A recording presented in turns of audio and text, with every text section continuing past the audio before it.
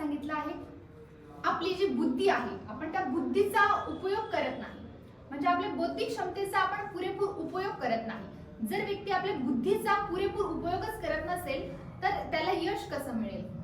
जे Albert Einstein, सर्वांना वैज्ञानिक ते सायंटिस्ट माहितीच असतील, त्यांचं म्हणणं आहे मी फक्त माझ्या मेंदूचा 25%च वापर केलेला आहे।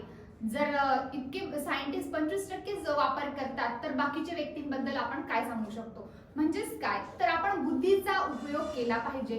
बुद्धीचा उपयोग हा आपण स्वतः केला पाहिजे। एखादी व्यक्ती आपल्याला काय सांगत आहे तर त्यातून आपण ते योग्यच ते घेणं महत्त्वाचं आहे। एखादी व्यक्ती आपल्याला काही चुकीचं सांगत असेल किंवा बरोबर सांगत असेल तर आपण स्वतः विश्लेषण करणं खूप महत्त्वाचं आहे। स्वतःची निर्णय क्षमता वापरणं देखील महत्त्वाचं आहे। म्हणजेच काय आपल्या बुद्धीचा उपयोग करणं हे देखील आपल्याला महत्त्वाचं आहे। बौद्धिक क्षमतेचा आपण वापर करत नसणार तर आपण देखील अपयशी होतो।